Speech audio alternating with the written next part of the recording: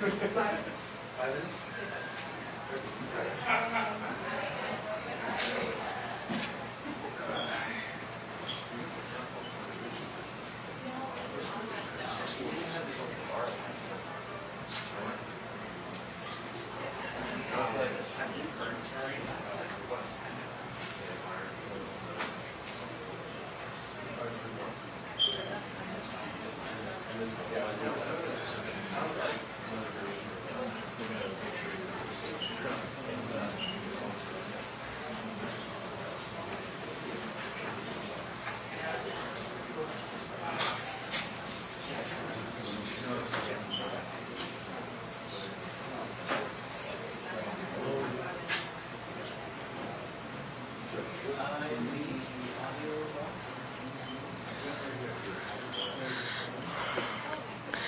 Are the paddles dirty? Al, the paddles are dirty. Sans sale.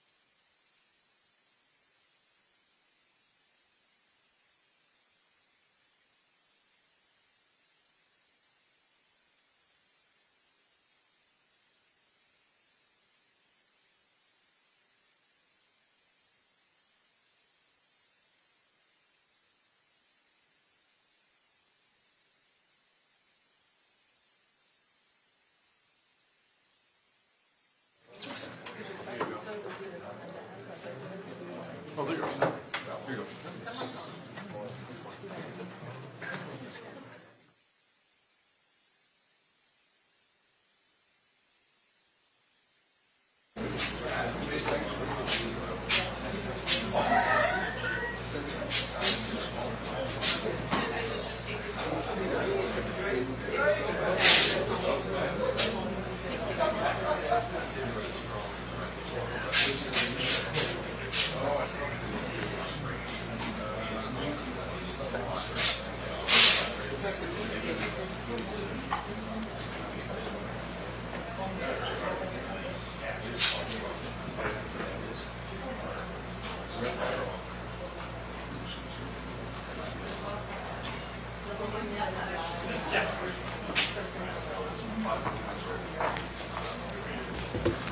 boy.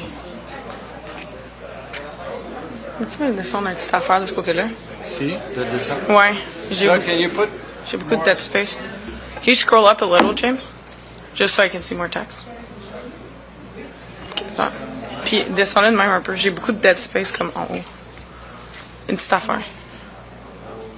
A little bit more. Là, tu mets...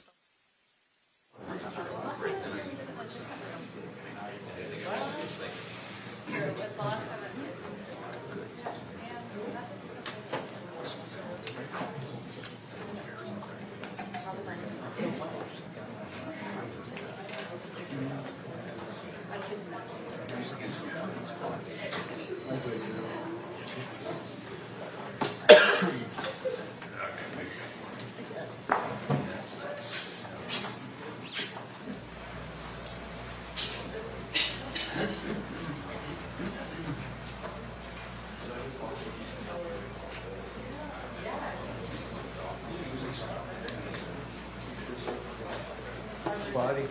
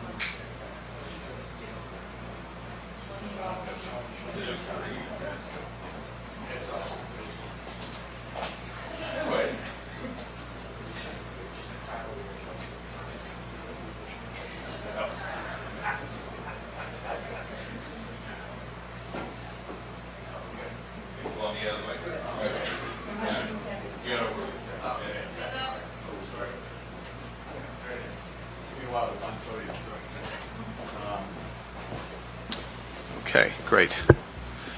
All right, good afternoon, everyone. Good evening. Bonsoir. Bonsoir tout le monde.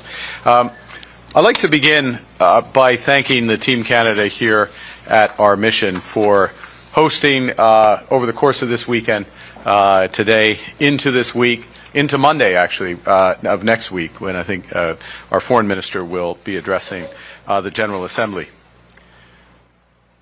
Le nouveau gouvernement du Canada a pour mission de renforcer et diversifier nos partenariats, ainsi que de diriger les efforts mondiaux visant à reconstruire le système international fondé sur les règles et basé sur les principes. Cette mission est menée par des personnes dévouées et travaillantes, présentes dans cette salle et dans l'autre salle et dans nos ambassades partout dans le monde. You know, for decades, Canada's foreign policy has relied on a certain number of premises. First, a rules-based multilateral trading system. Secondly, collective security anchored by NATO. Third, our enviable geography, which has shielded us from distant conflicts while connecting us to the world's largest and most dynamic economy directly to the south. And we also had the expectation that the world would converge over time towards free markets, open societies, and democratic values. But now the world is undergoing a series of fundamental shifts. New technologies have brought distant threats to our door. Power has become multipolar. Authoritarianism is resurgent. And consensus within many democracies, not all, but many democracies, has fractured. These developments are also reducing the effectiveness of global institutions on which middle powers like Canada have long relied. And it's happening fast. This isn't a transition, it's a rupture. Yet, even with that background, after my time here in New York during United Nations High-Level Week, I'm even more certain than ever that in this new era, Canada won't just endure this shift, we will prosper. Nous avons bâti une nouvelle ère, et dans cette ère, le Canada prospérera. And why?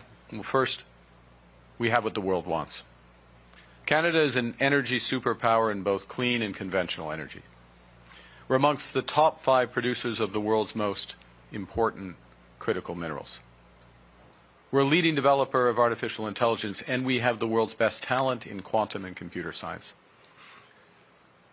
The second reason is we embody the values to which much, not all, but much of the world aspires. Canada has always been and always will be committed to fundamental human rights, to human dignity, to individual freedom and sustainability. We're a pluralistic society that works. By our very nature, we practice daily collaboration and partnership. Enfin, le Canada a la clarté d'objectifs et la détermination nécessaires pour être à la hauteur de ce moment. Le nouveau gouvernement du Canada répond à ce changement profond avec détermination et avec toute la force requise. We're building our strength at home, diversifying partnerships abroad, and building a new web of connections to pursue our interests and defend those values. And that's what we've been focused on this week in New York. To build a stronger economy, alongside meeting global leaders, I've met with business leaders from around the world to discuss investment in Canada as we accelerate major projects, as we move towards doubling the pace of home building and scaling up our defense spending in ways that build our economy. I underscored Canada's strong and stable business environment, our highly skilled workforce, and our leadership in those emerging areas of AI, quantum, clean energy, clean technology, advanced manufacturing, critical minerals, and digital infrastructure. I outlined our government's new industrial strategy to transform the Canadian economy so it can be resilient to global shocks and help all Canadians to get ahead. I highlighted the recent launch of the Major Projects Office, which will fast-track projects in Canada's national interest. To diversify our trade and security relationships, I met with leaders from Asia, Africa, Europe, Latin America, and the Caribbean, seeking new export markets and new opportunities for Canadians. Tomorrow, the President of Indonesia will visit Ottawa. Our work together will expand Canada's commercial markets in Asia and empower Canadian workers with new opportunities. And on Thursday, I will host the Irish Taoiseach as we continue to deepen our commercial, cultural, and security ties with the EU and its member states. And to build a new resilient web of global connections, we're working with the UN and other partners to find collective solutions to the most pressing challenges the world faces today, from Ukraine to the Middle East. This week, Canada provided over $200 million in new funding to improve global nutrition, address climate change, and reduce poverty. This includes new initiatives with partners in Africa, South America, the Middle East, and the Caribbean. And as part of a collective, coordinated international effort, Canada recognized the State of Palestine. We offered our partnership in building the promise of a peaceful future for both the State of Palestine and the State of Israel. To that end, Canada will also contribute $47 million in new funding to Gaza and West Bank to strengthen judicial systems, governance structures, and democratization efforts. This brings Canada's total contributions and assistance to Gaza and the West Bank to over $400 million, including humanitarian supports, health and recovery efforts, and development aid. In parallel, we continue to pursue, with partners, justice and lasting peace in Ukraine. As co-chair with President Zelensky of the International Coalition for the Return of Ukrainian Children, Canada convened leaders this morning to spotlight the tragedy of Ukrainian children illegally abducted by Russia and to catalyze a stronger international reaction. And finally, as part of Canada's ongoing efforts to stabilize the security situation in Haiti, we're deploying $60 million in new funding. This funding will reinforce the multinational security support mission in Haiti, expand maritime security in the Caribbean, and impede gun and drug trafficking. Ces efforts contribueront à bâtir un monde plus sûr et plus sécuritaire. Ils renforceront nos institutions, comme les Nations Unies, grâce à une coopération accrue. Lorsqu'il y a de la confiance, il y a du potentiel de collaboration. Et avec la collaboration viennent de nouvelles possibilités pour les travailleurs, les entreprises et les industries canadiennes. I'd like to conclude by saying a few words about Bob Rae. Bob is Canada's outgoing ambassador to the United Nations. Bob Rae has represented Canada at the federal, provincial, and now international level for almost 5 decades. I'm sorry, Bob, to bring up that, but almost 5 decades of stellar service. Bob Rae is a stalwart. He's a steady hand because he is always guided by principle. He is so often Canada's voice of conscience and conviction. Recently, Bob and I corresponded on the many daunting challenges facing Canada, the United Nations, and the world. And he reminded me of Leonard Cohen's words in his song Anthem. I quote, "Ring the bells that still can ring. Forget your perfect offering. There's a crack in everything. That's where the light gets in." In every moment where there's a crack, where there's a rupture, there is possibility. And it's our responsibility, it's our opportunity as Canada in this moment to find it. And after my visit to the United Nations General Assembly, I can assure Canadians that there is light, there are many possibilities. Look, we know that nostalgia is not a strategy. We can't rebuild the world as it was, but we can build something better. The work we're doing here at the UN is part of the transformation of our economy and our approach to global engagement. Canada is a determined and ambitious nation that is rising to the challenge of these age. It's helping to build a world where prosperity is shared, where security is collective, and where peace is lasting. In this new era, our partners will no longer rely on the strength of our values, but also the value of our strength. And with that, I look forward to taking your questions. Thank you, Prime Minister. We'll now begin with the question portion of this press conference. We'll do one question per journalist. Première question, first question. Hi, Laura Dillon Kane, Bloomberg News. Given that we aligned our China tariff policy with the U.S. and we remain in delicate trade talks with the Trump administration, what realistically can we offer the Chinese government in exchange for some relief on canola tariffs? Could it involve allowing into Canada some greater Chinese investment or products related to the areas you mentioned yesterday, like climate or energy? And further, does your meeting with the Chinese premier today potentially lay the groundwork for an eventual meeting with Xi Jinping?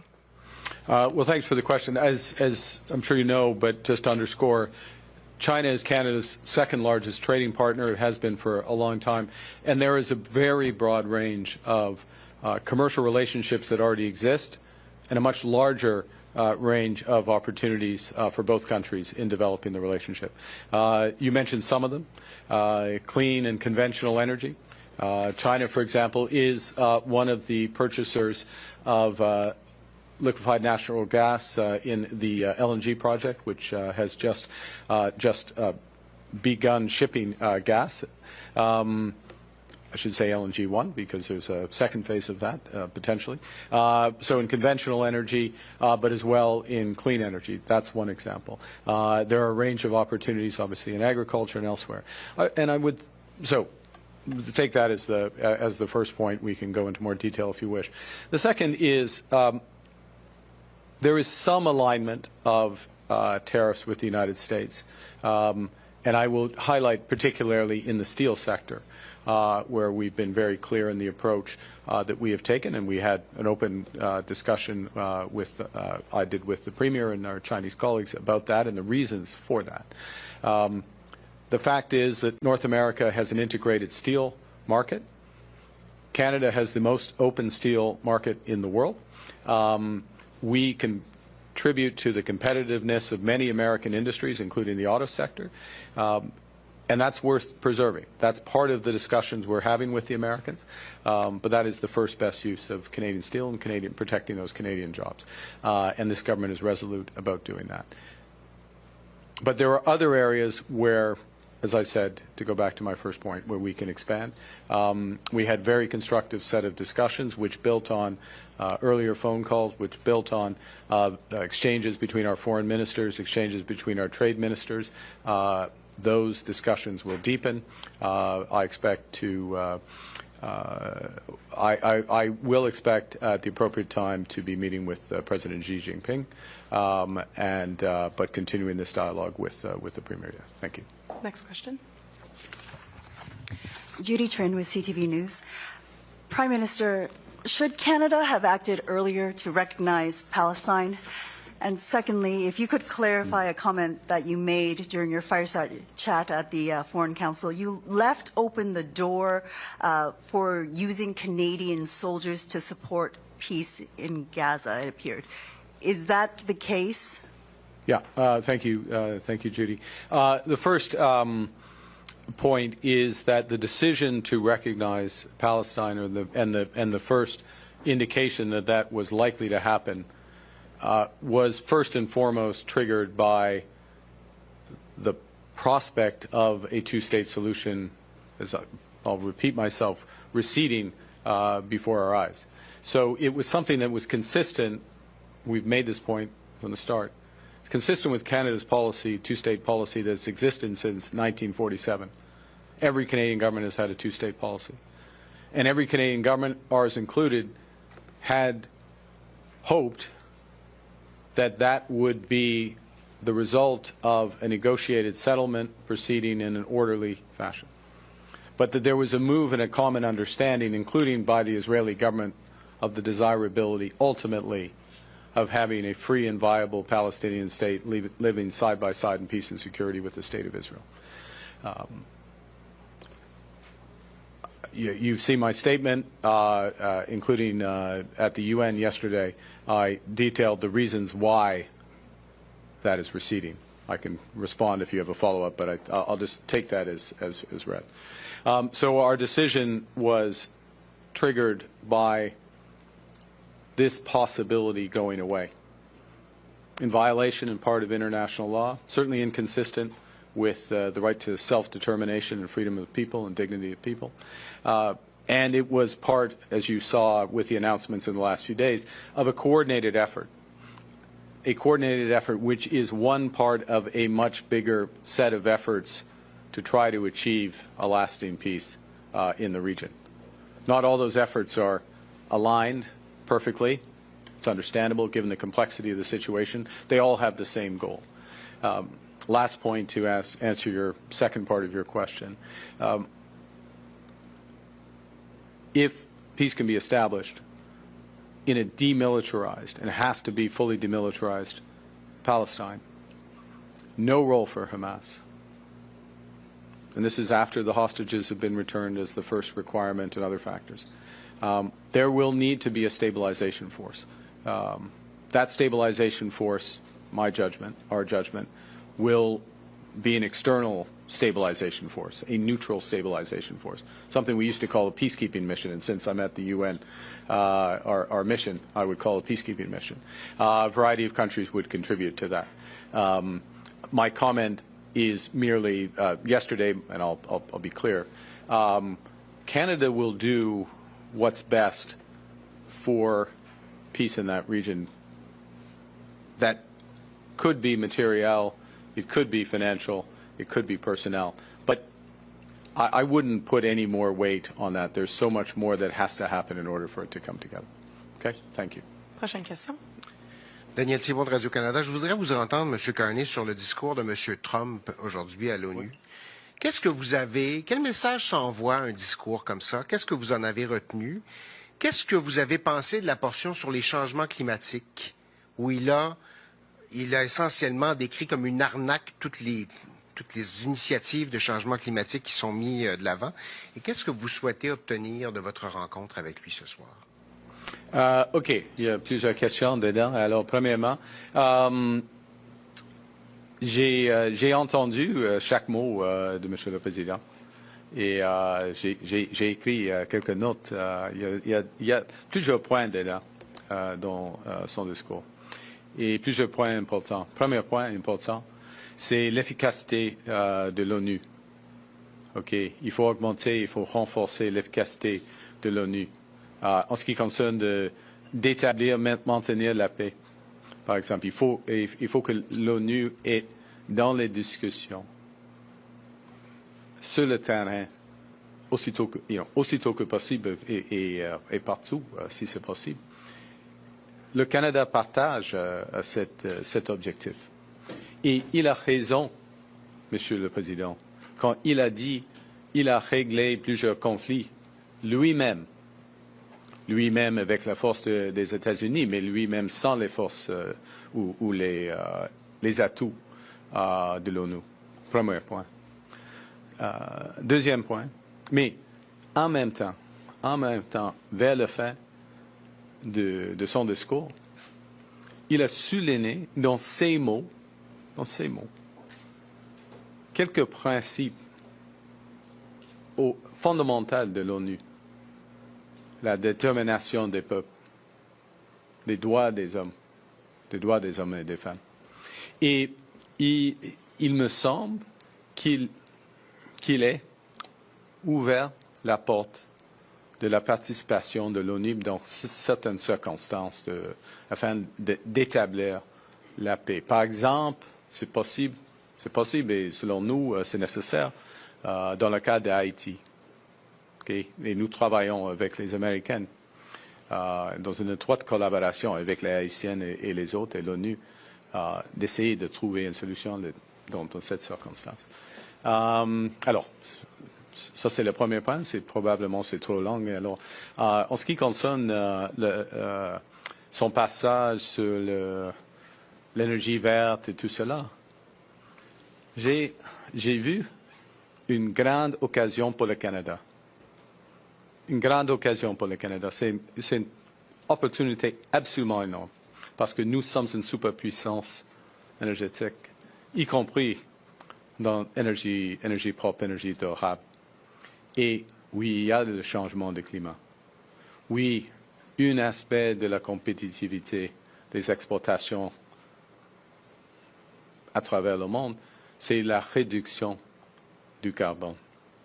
Alors, nous pouvons fournir des solutions et si pour le moment, c'est pas dans les intérêts des Américains, nous avons de la chance. Merci. Next question. Steve Chase, Globe and Mail. I want to ask you if you foresee any consequences to the Canada-U.S. relationship or our ability to reach a trade deal with Mr. Trump now that you've recognized Palestine. And if I might explain, Mr. Trump in August said that it would make it more difficult to reach a trade deal with Canada if we recognized Palestine. So Britain recognized Palestine, France recognized Palestine. They both have trade deals. Britain through itself, France through the EU. They've already secured their deals. How do you justify, do you see any consequences, and how do you justify taking that risk of alienating the United States when we still don't have a trade deal? First of all, Steve, let's be absolutely clear. We have the best trade deal of any country in the world. Right now with the United States, we have 85% plus of our trade is free. We have the lowest tariff of any country in the world. That deal can be better. Both the President Trump, and I agree on that. We have a number of discussions. Our officials have a number of discussions on how that can be potentially structured. A lot of that will roll into this process of the review of what we call CUSMA, which is our agreement. You know this, but for everybody, agreement with the United States and Mexico. That review will start over the course of later this year. I mean, the individual country reviews, but the discussions will start later this year and into next year. And it's in that context. So that's the fundamental point. The second, with respect to the decision on Palestine, these are points of principle. These are points of fundamental. Canada has values, and Canada sticks by those values. We have an independent foreign policy. We make decisions that are consistent with our values, and our objective with respect to Palestine, State of Israel, broader Middle East, is exactly the same objective as the President of the United States, which is to establish peace. And the President is working hard. He had a very important set of meetings this afternoon with a number of leaders of Gulf states and Arab states. And we're working hard as well. I had a number of side meetings on exactly this issue with a number of influential powers. There is some complementarity to these efforts, and we will continue to do our bit to develop it. But with respect to the negotiations with the Americans, they're ongoing. We start from a strong position, but a position where we can make it better. And when the right deal is there for Canada, we will sign it. Next question. Good evening, Prime Minister. Evan Dyer, CBC Hi, News. Today we seem to see a change of tone, maybe even a change of policy from Donald Trump about Ukraine. And he spoke more harshly than usually about Vladimir Putin. He seemed to be nicer to Zelensky than he's been in the past. He said he approved the shooting down of any aircraft that incur into NATO space. And then most significantly, he said that Ukraine should and could recapture all of its original territory. What do you make of that? I think you're very perceptive, Evan, in your question. I think it's the President. I shouldn't presume to speak for the President. The President's own words speak for the President. The President, however, has made very sincere and multiple efforts to try to establish peace. He has used his long-standing relationship with President Putin in those efforts to try to establish peace. And Putin has failed on every occasion, every opportunity to advance at all these. He sent a junior team to Turkey under President Erdogan's sponsorship and President Trump. He played games with having a trilateral meeting. He's intensified the bombardments of Ukraine. He's testing NATO. He's testing NATO, multiple countries, multiple times. He's stolen children, and is showing no, of repatriation. And so I understand the President's tone today and his comments today. And from Canada's perspective, I'll finish on this. We are the largest per capita funder of Ukraine, humanitarian support, but also military support. We have been rightly aggressive in terms of our financial sanctions.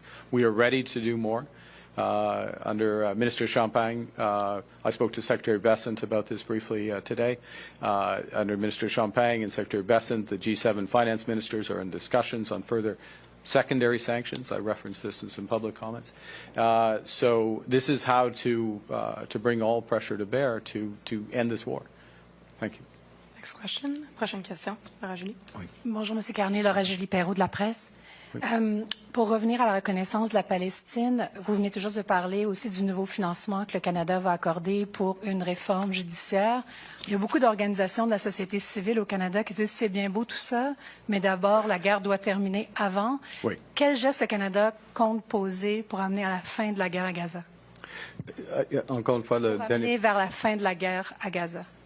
Qu'est-ce qu'on peut faire afin Qu'est-ce que de le Canada compte faire? faire alors, ce que nous pouvons faire est de fournir, pour le moment, c'est surtout une question de l'aide humanitaire. C'est difficile, ça c'est clair, c'est difficile. On travaille directement avec nos alliés comme le Jourdain. Mais on doit, dans des circonstances comme cela, c'est une circonstance unique, il faut le dire, mais dans cette circonstance, ce qui est nécessaire, c'est de donner l'espoir, les fonds, le soutien, afin de rétablir les institutions civiles et les institutions judiciaires au Palestin. Juste après la cessation de la guerre. Okay. Next question. Plus ou moins. Kelly. Oui. Kelly Malone with the Canadian Press. So Vice Admiral Angus Topshee said in a recent interview with the Canadian Press that the Royal Canadian Navy could support submarines supplied by both companies that are vying for the contract. How seriously is the Canadian government considering whether it would want to purchase a mixed submarine fleet? And do you have any updates on the F-35 report, particularly after the McGuinty meeting this week with Pete Hegseth? A couple of things. One, I want to thank Vice Admiral Topshee for his service. I had the pleasure of spending half a day with him earlier this summer. And this process of procuring submarines is a major decision for the Canadian Navy, for the Canadian Forces, and for the Canadian government. I'm pleased that our new approach has been more efficient. We've shortened the time. We moved more quickly to those two options. And what the Vice Admiral said, apparently in your quotation, which is my understanding, is that both of these options work. Both of these are the Korean option and the German-Norwegian option, if I can put it that way. Both of them fulfill the requirements, the very high requirements for the Canadian Navy. Now, the question is, there's some further technical review that happens, but a lot of the questions then become, and this is going to go to your F-35 question, go to how are they built, where are they built, what are the industrial benefits that also come to Canada from that, and to go to your specific question about would we have a mixed fleet, I can give you as expert answer that I can give you, which is obviously not expert, but there's nothing I see that would suggest that we would have a mixed fleet in submarines. You just get too many efficiencies and economies of having one fleet. I'll give you an example. If, in effect, if you have groups of 4 submarines, you have 3 of them out while you have one of them in dry dock that's being, not refurbished, but just tuned up, and the efficiency of just cycling the same type of submarine through that dry dock that has, the same parts and the same experts, it's just overwhelming. So when the decision is made by the right people, it will be made on the basis of one or the other after deliberation. Now, in terms of the F-35, I'll be quicker on this. It's an incredible aircraft, very strong. One of the determinations, though, of this government in spending is what are the industrial benefits that come alongside meeting our military requirements? And are there ways that we can both meet those military requirements and have greater industrial benefits? And, I just want to sort of speak directly to Canadians on this. These are essential parts of securing our borders, protecting Canadians, fulfilling our obligations to our allies. They are also very expensive. And it's our responsibility to make sure that we get the biggest benefit for Canadians, Canadian jobs, Canadian families, Canadian futures. And we will do that. And so we'll make a decision once we've done all the work on that. And if I said that was the last thing, but I was going to reemphasize one point, is that the way we were making decisions until this government often was, what's the military requirement? If it fulfills the military requirement, we go with that. And you see both in terms of the submarine decision and the F-35 decision, when it comes, will be military requirement plus industrial benefits. How does the entire package benefit our country? Last question. Dernière question. Hi, Mr. Carney. Mackenzie Gray with Global News. A leaked audio recording of the public safety minister said that he couldn't explain the logic of the gun buyback program and that Ottawa was bending to pressure with Quebec. Today, he defended the program and still says he wants to go ahead with it. How can you have confidence in a minister that says one thing privately and another thing publicly in the House of Commons? Well, let's first put this in context, which is that we're talking about fulfilling a campaign promise. We ran on this, first and foremost. Secondly, we're talking about taking guns off the street in a voluntary fashion. People voluntarily contribute the guns to the gun buyback program. But these are guns that are assault rifles, AR-15s and variants, thousands of variants, and that decisions have been taken by Parliament in previous parliaments to ban them. So we have a mechanic in place in order for people to return them, consistent with decisions of Parliament, sovereign Parliament, consistent with an election platform on which we ran and on which we were elected, and this is fulfilling that. And so the minister is doing important work. You still have confidence in it? I have confidence in the minister. He's doing important work. He's got a lot of important work this session of Parliament, including legislation on borders and others. Thank you. Thank you. So, j'ai confiance dans la ministre, ou pour le ministre, pas sur le ministre, mais dans la ministre, oui. Confiance dans le ministre, non. Honnêtement, j'ai la confiance dans le ministre. Et il y a de travail important, y compris en ce qui concerne les armes à feu et la protection de nos frontières. Bon, merci. Merci. Merci C'est ce qui beaucoup. m'a fait à notre conférence de presse. This puts an end to our press conference. Thank you. Thank you.